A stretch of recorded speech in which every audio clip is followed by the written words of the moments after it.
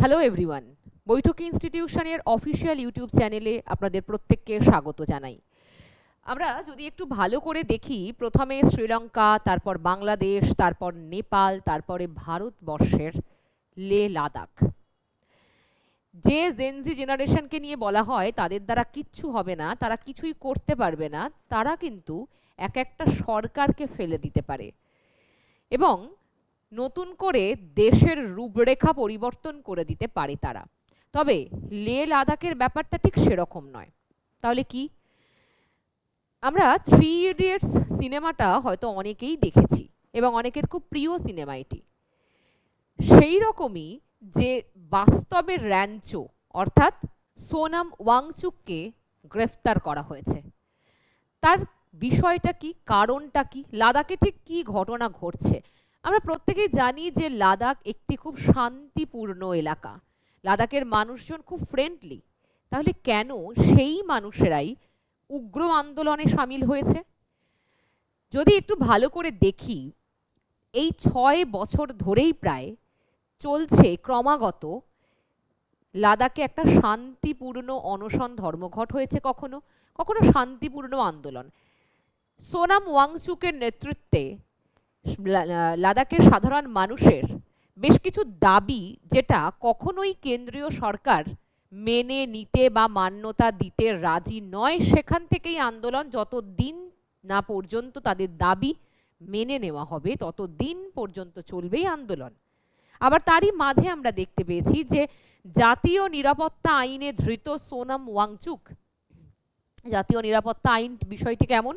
যেমন এখানে খুব সহজ একটা বিষয় আমরা দেখব, জামিনের সম্ভাবনা ছাড়াই দীর্ঘদিন আটকে রাখা যায় এই আইনে, এবং যদি কোনো নির্দিষ্ট অপরাধ প্রমাণিত নাও হয় তারপরেও অপরাধীকে আটক করা যায়। পাশাপাশি কোনোভাবে সরকারের বা দেশের জন্য যদি কোনো ব্যক্তি হুমকির সম্মুখীন হয়ে দাঁড়ায় তাহলে তাকে জাতীয় নিরাপত্তা আইনের মাধ্যমে আটক করা যেতে পারে। আর ঠিক তারই শিকার সোনাম ওয়াংচুক। তিনি নিজেও একজন গান্ধীবাদী মানুষ, গান্ধীবাদী দর্শনে বিশ্বাসী তিনি। তাহলে উগ্র আন্দোলনটা হলো কেন 24শে সেপ্টেম্বর? তার আগে আমাদের একটু ভালো করে বিষয়টা বুঝতে হবে, তারপর তাদের কি দাবি ইত্যাদি বিষয়ে আমি আসছি। যদি একটু ভালো করে দেখি যে 10ই সেপ্টেম্বর থেকে অনশন ধর্মঘট শুরু হয়েছিল এবং তারই মাঝে 21শে সেপ্টেম্বর হোম মিনিস্টার সোনাম ওয়াংচুকের সাথে বসতেও রাজি হয়েছিলেন, কিন্তু সরকার তার নিজের মতো করে লাদাখের মানুষের যে দাবি সেগুলো পরিকল্পিতভাবে পরিবর্তন করে নিজের মতো করে সেট করার চেষ্টা করে, যেটা সাধারণ লাদাখের সাধারণ মানুষ তাতে একেবারেই মনোপুত হয় না সেই বিষয়টায়। এবং তারই মাঝে দেখি যে 23শে সেপ্টেম্বর অনশন করার কারণে দুজন মানুষ খুব গুরুতরভাবে অসুস্থ হয়ে যান এবং তারপর তাদের ভর্তি করা হয় হসপিটালে। কিন্তু কিন্তু তার পরের দিনই অর্থাৎ 24শে সেপ্টেম্বর এত বছরের যে ধৈর্যপূর্ণ যে আন্দোলন চলছে সেই ধৈর্যের বাঁধ ভেঙে যায় এবং তারপরই শুরু হয় একটা উগ্রতা। কিন্তু এখানে সোনাম ওয়াংচুক বারে বারে একটা কথা বলেছেন যে এই বিষয়টার সঙ্গে তার কোনোই বন্ধন নেই, এই বিষয়টা সে ঘটায়নি। কিন্তু সরকারের দাবি যে সোনাম ওয়াংচুকই উস্কানি দিয়েছে তরুণ প্রজন্মকে অর্থাৎ জেনজি জেনারেশনকে। ব্যাপারটা কেমন হয়ে দাঁড়িয়েছে? পাশাপাশি সোনাম ওয়াংচুক এটাও বলেছেন যে এটা তার নেতৃত্বে সম্ভব নয়, হতে পারে কোনো বাইরের দেশের প্ররোচনা। কিন্তু তাকে শোনা হয়নি, তার কথা শোনা হয়নি, কখনো তাকে টেররিস্ট, কখনো তাকে চায়নার এজেন্ট, নানান বিষয়ে রকমভাবে অপমান করা হতে চলেছে বা হচ্ছে। তাহলে ঘটনাটা মূলত কি ঘটেছিল আমরা আরেকটু দেখব। এখানে সূত্রের খবর, এ দিন দুপুর 2:30টে নাগাদ একটি সাংবাদিক সম্মেলন করার কথা ছিল সোনামের, তবে তার আগেই লাদাখের ডিজিপি এসডি সিংহ জামওয়ালের নেতৃত্বে একটি পুলিশের দল তাকে গ্রেফতার করে। গ্রেফতারির পরে লে বিমানবন্দরে নিয়ে যাওয়া হয়, রাতে সেখান থেকে যোধপুর সেন্ট্রাল জেলে নিয়ে যাওয়া হয় সোনামকে। তো এই যে বিষয়টা, পুরোপুরি বিষয়টা আমরা প্রত্যেকে মোটামুটি সোনাম ওয়াংচুক সম্পর্কে জানি, কিভাবে তিনি কাজ করেছেন, কিভাবে তার সংস্থা কাজ করছে, এই সমস্ত বিষয়। তারপর আরেকটু দেখে নিই, এখানে যদি দেখি যে এই যে লাদাখের এই অশান্তির ছবি দেখে সোশ্যাল মিডিয়ায় সোনাম যে বার্তা দিয়েছে, এটা জেন জির বিপ্লবের মতো। ওরা 5 বছর ধরে চাকরি পায়নি, চাকরি বাকরি পাচ্ছে না, এটা সামাজিক ক্ষোভের বহিঃপ্রকাশ হতে পারে। যুব সমাজের কাছে আমার আবেদন, হিংসার পথ ত্যাগ করো। এভাবে হিংসা ছড়ালে আমার 5 বছরের লড়াইটা নষ্ট হয়ে যাবে। অর্থাৎ এখান থেকে আমাদের কাছে প্রমাণিত যে ওয়াংচুক কখনোই চায়নি বা চান না যে এরকম হিংসার পথে বা ভুল পথে তারা এগিয়ে চলুক। তাই তিনি নিজেই এই বার্তা দিচ্ছেন যে আমরা ভুল পথে হাঁটতে পারি না, আমাদের যে দাবি সেগুলো আমরা শান্তিপূর্ণভাবেই আদায় করব। লাদাখের এই সাধারণ মানুষদের দাবিগুলো কি সেটা আসার আগে এখানে একটু আমরা দেখে নিই যে, যদি দেখি যে বৌদ্ধ অধ্যুষিত লে এবং মুসলিম অধ্যুষিত কার্গিলের দুটি দলের মধ্যে সবসময়তেই বিদ্বেষ দ্বন্দ্ব লেগে থাকে, কিন্তু আসলে এই 4টি ইস্যুতে তারা দুপক্ষই হাত মিলিয়েছে। লেহ অ্যাপেক্স বডি এবং কার্গিল ডেমোক্রেটিক অ্যালায়েন্স সম্মিলিতভাবে প্রথমবার এই 4টি দাবিতে কেন্দ্রের বিরুদ্ধে সুর মেলাচ্ছে। তাহলে কি পরপর আমি বলবো যে কি কি দাবি তারা করছে, তাদের বিষয়টা কোন দিকে যেতে চলেছে। আপাতত এটুকু আমরা দেখতে পেলাম, কার্গিল আর লে দুটো দলই এখন পাশাপাশি তাদের যে নিজেদের দাবি, তারা সেই দাবি পূরণের জন্য, অধিকার আদায়ের জন্য সরকারের কাছে আবেদন জানাচ্ছে, তাদের দাবিগুলো যাতে সরকার মেনে নেয়। একটা বিষয় যদি দেখি আমরা যে প্রত্যেকেই অনেক যে যদি দেখি জম্মু কাশ্মীরের মুখ্যমন্ত্রী ওমর আবদুল্লাহ লাদাখের এই পরিস্থিতির জন্য যে এই সোনাম ওয়াংচুককে এরকম গ্রেফতার করার জন্য অনেকেই অনেক রকমভাবে ভর্ৎসনা করেছেন। দেখি আব্দুল লাদাখের এই পরিস্থিতি তুলে সরকারের দৃষ্টি আকর্ষণের চেষ্টা করেছেন। তার বক্তব্য, 2019-এ কেন্দ্রীয় শাসিত অঞ্চলের মর্যাদা পাওয়ার পরে লাদাখ তো উৎসব করেছিল। এই বিষয়টি একটু ক্লিয়ার করে দিই যে যখন এই আর্টিকেল 370 যখন উঠে যায় এবং তারপর যখন জম্মু কাশ্মীর থেকে লাদাখ আলাদাভাবে কেন্দ্রশাসিত অঞ্চলে পরিণত হয়, তখন এই সোনাম ওয়াংচুকই নিজে সেলিব্রেট করেছিলেন বিষয়টিকে। কিন্তু তখন তিনি বুঝতে পারেননি আসলে কেন্দ্রীয় সরকার কোনোভাবেই লে লাদাখের সাধারণ মানুষের কথা ভাবেনি। যদি ভাবতো তাহলে এই পরপর সমস্যাগুলো তৈরি হতো না। তাহলে এই 4টি দাবি খুব গুরুত্বপূর্ণ দাবি, ঠিক যেটার জন্য এই প্রত্যেকটা সমস্যা তৈরি হয়েছে। সেগুলো কি এবার আসি, সেই 4টি দাবি কি কি। তার আগে একটু আন্দোলনের পটভূমিটা আমরা জেনে নিই, চলুন। তাহলে এখানে 2019 সালে জম্মু ও কাশ্মীর দ্বিখণ্ডিত হয়ে লাদাখ যখন পৃথক হয়ে কেন্দ্রীয় শাসিত অঞ্চল হয়েছিল, তখন যেটা আমি বলছিলাম সোনাম ওয়াংচুক নিজেই এটাকে সমর্থন করেছিলেন। তবে কেন্দ্রীয় শাসিত মর্যাদা লাদাখবাসীর স্বশাসনের দাবি পূরণ করেনি। সেটার কারণের জন্যই 4টি অধিকারের দাবি সাধারণ লাদাখবাসী তুলেছে। আবার লেহ অ্যাপেক্স বডি নামক সংগঠন দীর্ঘদিন ধরে আন্দোলনের নেতৃত্ব দিচ্ছে, যেটার উদ্যোক্তা সোনাম ওয়াংচুক।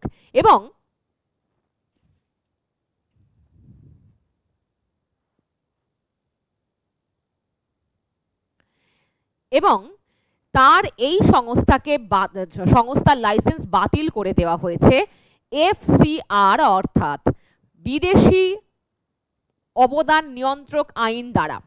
তো এটাও একটা খুব গুরুত্বপূর্ণ বিষয়, কারণ সরকার এটা প্রমাণ করার চেষ্টা করছে যে বিদেশি অনুপ্রেরণা বা বাইরের কোনো দেশের অনুপ্রেরণার মধ্য দিয়েই এই সমস্ত উগ্রতা তৈরি হচ্ছে ভারতবর্ষের মধ্যে।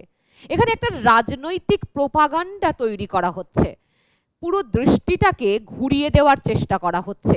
কেন্দ্রীয় সরকার বঞ্চিত করছে লাদাখবাসীকে, সেটা সরকার একেবারেই মেনে নিতে নারাজ। আর সরকারের থেকে কিছু চাইলে, সরকার থেকে কিছু আবেদন করলে, অধিকারটা বুঝে নিতে চাইলেই সমস্যা সরকারের। আর ঠিক সেটাই এখানেও হয়েছে। একটা সময় যখন নরেন্দ্র মোদী যখন বয়কট চায়না বলে এই সুন্দর একটা আদর্শ সকল ভারতবাসীর মনের মধ্যে তৈরি করে দিয়েছিলেন বা দিতে চলেছিলেন, সেটাকেও সমর্থক জানিয়েছিলেন সোনাম ওয়াংচুক। কিন্তু তার পরবর্তীতে সে যখন নিজে দাবি তুলছেন, সে যখন নিজে তার নিজের রাজ্য হিসাবে লাদাখকে দেখার দাবি তুলছেন, তখনই সে সরকারের কাছে কিন্তু তার প্রিয় মানুষটি থাকছেন না। তারপর আমরা চলে আসি সাম্প্রতিক যে উত্তেজনার কারণ, যেটা আমি অলরেডি বললাম, 10ই সেপ্টেম্বর থেকে আন্দোলনকারীরা অনশন ধর্মঘট শুরু করেছিলেন এবং কেন্দ্র আলোচনা করে না করেই একতরফা ভাবে 6ই অক্টোবর বৈঠকের তারিখ ঘোষণা করে, যেটার জন্য অবশ্যই লাদাখবাসীর খুবই অপমান বোধে লাগে, কারণ তাদের সাথে আলোচনা না করেই একতরফা ভাবে বৈঠকের তারিখ ঘোষণা করা হয় এবং অবশ্যই সরকার নিজের মতো করে তাদের দাবিগুলোকে ম্যানিপুলেট করার চেষ্টা করেই চলেছে। 4টি প্রধান দাবি, ঠিক যেটার জন্য এত কিছু। কি সেই দাবি, কি সেই চাহিদা? লাদাখকে পূর্ণ রাজ্যের মর্যাদা দিতে হবে, স্টেটহুডের দাবি। পূর্ণ রাজ্যের মর্যাদা দিতে হবে লাদাখকে। এটার কারণ হিসেবে কি? পূর্ণ রাজ্য মানেই আমরা জানি যে যেরকম আরো প্রত্যেকটি রাজ্য স্বাধীনভাবে তার নিজের বিধানসভা, গভর্নর, নিজের যে একটা আইন অনুযায়ী তার নিজের রাজ্যকে, তার পরিকাঠামোকে নিয়ন্ত্রণ করার স্বাধীনতা, সেই দাবি লাদাখবাসী করছে। অবশ্যই এই দাবির মধ্যে যুক্তি আছে, কেন সেটা আরো একটু দেখলে আমরা বুঝতে পারবো। তারপর ভারতীয় সংবিধানের 6ষ্ঠ তফসিলের অন্তর্ভুক্তি, যেমন আসাম, মেঘালয়, ত্রিপুরা, মিজোরাম, এই 6টির এরকম রাজ্যের মতো করে, নর্থ ইস্টের এরকম রাজ্যের মতো করে তারাও একটি আলাদা পূর্ণাঙ্গ রাজ্যের দাবি করছে। কারণ প্রত্যেকটা রাজ্যের নিজেদের সংস্কৃতি আছে। তার পাশাপাশি যদি রাজ্য পূর্ণাঙ্গ স্বাধীন হয়, তাহলে ল্যান্ড থেকে শুরু করে, এগ্রিকালচার থেকে শুরু করে, ফরেস্ট থেকে শুরু করে সমস্ত কিছুর উপর তার নিয়ন্ত্রণ থাকে, রাজ্যের যে প্রধান তার নিয়ন্ত্রণ থাকে। কিন্তু এখন এই সমস্ত কিছু, লাদাখের সমস্ত কিছুর ওপরেই কিন্তু নিয়ন্ত্রক কে বা কারা, সেটা অবশ্যই বর্তমান সরকার। এটাও একটা গুরুত্বপূর্ণ বিষয়, কারণ রাজ্য হিসেবে আলাদা স্বীকৃতি পেলে তার নিজের যে অর্থ ব্যবস্থা বা বেকারত্বের সমস্যা, এই সব কিছুই অনেকটা ঠিক হতে পারে। তারপরে কি আছে? লাদাখের জন্য পৃথক পাবলিক সার্ভিস কমিশন গঠন। তার কারণ আমরা যদি সমগ্র দেশের ভিত্তিতে দেখি, লাদাখে বেকারত্বের হার কিন্তু অনেকটাই, সেটাই আমি আসবো পরবর্তীতে। তাই তারা পৃথক পাবলিক সার্ভিস কমিশনের দাবি করছে। যেমন আমি ওয়েস্ট বেঙ্গল থেকে বলছি, West Bengal public service commission যেমন হয়, ঠিক তেমনই তারা পৃথক পাবলিক সার্ভিস কমিশন লাদাখের জন্য দাবি করছে। তারপর লাদাখের জন্য 2টি সংসদীয় আসন বরাদ্দ করতে হবে, একটা লেহর দিক থেকে, একটা কার্গিলের দিক থেকে। তার কারণ লাদাখ কিন্তু খুবই একটা ভয়ঙ্কর বা খুব সেন্সিটিভ একটা জায়গা, যেখানে আমরা দেখি যে বর্ডার এরিয়া বা সেই জায়গা যখন তখন যুদ্ধের পরিস্থিতি তৈরি হতে পারে, তাদের জীবন ধারণ অনেক সংকটময়, অনেক সমস্যার মধ্যে দিয়ে তারা বসবাস করে। তাই তারা দাবি করছে যে 2টি সংসদীয় আসন তাদের জন্য নির্দিষ্ট করতেই হবে। এরপরে আমরা আসি 6ষ্ঠ তফসিলে যে প্রয়োজনীয়তাটা কি কি সেটা দেখি। উপজাতি অঞ্চলের নিজস্বতা রক্ষা করে এই 6ষ্ঠ তফসিলি। তার কারণ কি? যে যদি দেখি লাদাখে 97% কিন্তু ট্রাইবাল পপুলেশনের মধ্যে 97%ই ট্রাইবাল, অর্থাৎ উপজাতি। সুতরাং তাদের কি হয়? তাদের এই উপজাতিদের নিজস্ব সংস্কৃতি থাকে, সেই সাংস্কৃতিক সুরক্ষাও অত্যন্ত জরুরি, সেটার জন্যও তারা পূর্ণাঙ্গ রাজ্যের দাবি করছে।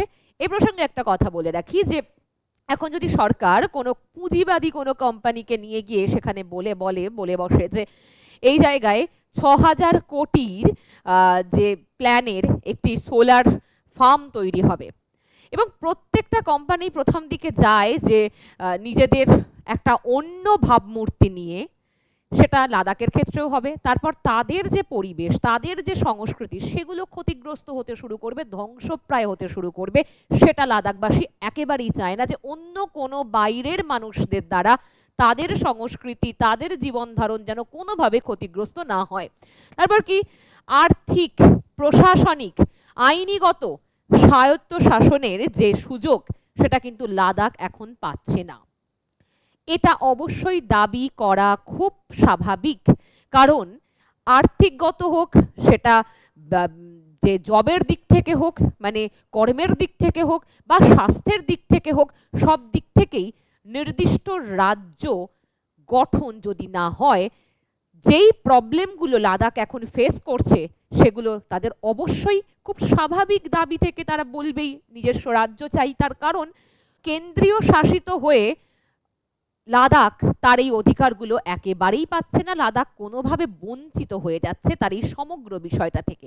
তারপর আসি আমরা বেকারত্ব, তরুণদের সমস্যা। লাদাখে স্নাতক তরুণদের মধ্যে বেকারত্বের হার প্রায় 26.5%, যেটা আমরা যদি এটা সমগ্র দেশের ভিত্তিতে দেখি তাহলে সেটা 13.4, সেখানে লাদাখের 26.5%।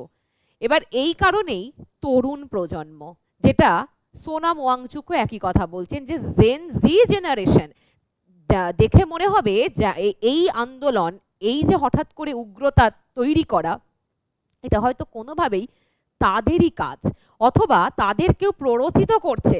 কারণ হিসেবে অনেক কিছুই বলা যায়, কারণ অবশ্যই তাদের অধিকার থেকে বঞ্চিত করা, বেকারত্বের জ্বালা, এই সমস্ত কিছুটাই যেমন আমরা কিছুদিন আগে নেপালের ক্ষেত্রে দেখেছিলাম। তারপর কি আছে, সরকারি চাকরির জন্য পৃথক পাবলিক সার্ভিস কমিশনের দাবি। হ্যাঁ, এটা আমি অলরেডি একটু আগে বলেছি যে সেই দাবি পূরণ না করলে এই আন্দোলন চলবে। কিন্তু যে নেতৃত্ব দিচ্ছিলেন সোনাম ওয়াংচুক, তিনি এখন আর নেই এই জায়গায়। তবে তিনি এটা বলছেন, জেলের ভিতরেই হোক বা বাইরেই সব সময় এভাবেই তিনি সক্রিয় থাকবেন। এখন বিষয় এই লাদাখের বিষয়টা বা পরিস্থিতিটা কোন দিকে যেতে চলেছে, ভবিষ্যৎটাতে কি হতে চলেছে, এই চারটি দাবি কি সরকার গ্রহণ করবে, নাকি কোনোভাবেই এই চারটি দাবি গ্রহণ করা হবে না। আসলে সরকারের বিরুদ্ধে যখনই কোনো মানুষ, কোনো সংস্থান যে কথা তোলে তাকে মুখ বন্ধ করিয়ে দেওয়া হয়, প্রোটেস্ট করতে দেওয়া হয় না। আর সেই জন্যই যখন আমরা দেখি যে এই উগ্রতা ছড়িয়েছে, তখনই সরকার কারফিউ জারি থেকে শুরু করে গুলি বর্ষণ থেকে শুরু করে নানান কিছু ব্যবস্থা গ্রহণ করেছে, যেটা খুব স্বাভাবিক বিষয়। কিন্তু প্রসঙ্গ, এটাকে অন্য দিক থেকে দেখা হচ্ছে কেন? কোনোভাবে পাকিস্তান উঠে আসছে, কোনোভাবে চায়না উঠে আসছে, কোনোভাবে আমেরিকা উঠে আসছে। সত্যি কি এই আন্দোলনের পিছনে অন্য কোনো বহির্শক্তির প্ররোচনা আছে, বা তাদের কোনো রকমভাবে প্ল্যানিং আছে কি এই বিষয়টাকে নিয়ে? লাদাখকে কেন্দ্র করে ভারতবর্ষের সব জায়গায় এই রকম একটা উগ্রতা কি ছড়িয়ে দেওয়ার প্রচেষ্টা চলছে, যেটা ঠিক সোনাম ওয়াংচুকের বিরুদ্ধে বলা হয়েছে যে সরকারের বিরুদ্ধে উস্কানিমূলক কথাবার্তা, তরুণ প্রজন্মকে উত্তেজিত করার জন্য তাকে জাতীয় নিরাপত্তা আইনে গ্রেপ্তার করা হয়েছে। এখন বিষয়টা দেখার যে কি হতে চলেছে। তবে আপনাদের কি মনে হচ্ছে, আপনারা কি ভাবছেন লাদাখ নিয়ে, সেটা অবশ্যই আমাকে কমেন্ট বক্সে কমেন্ট করে জানাবেন। তবে একটা কথা আমাদের সব সময় মনে রাখতেই হয়, যেই সরকারের আসুক, সিংহাসনে যেই বসুন, সেই তার নিজের মতো করেই ঘুঁটিটাকে সাজায়। সেটা সর্বত্র হয়, সব সময় হয়। তাই সাধারণ মানুষ যখন একটা কোনো দাবি তোলে, সেই দাবিকে গলা টিপে ধরা হয়। হয়তো এখানেও সেই বিষয়টি বলা হচ্ছে। আপনি কি চাইছেন যে লাদাখ পূর্ণাঙ্গ একটি রাজ্যের মর্যাদা পাক, নাকি আপনার এটা মনে হচ্ছে কোনোভাবেই কেন্দ্রীয় সরকারের এই দাবিগুলো পূরণ করা উচিত নয়? কি ভাবছেন অবশ্যই আমাকে জানাবেন। ততক্ষণে সকলে ভালো থাকবেন, আবার দেখা হবে পরবর্তী কোনো ভিডিওতে।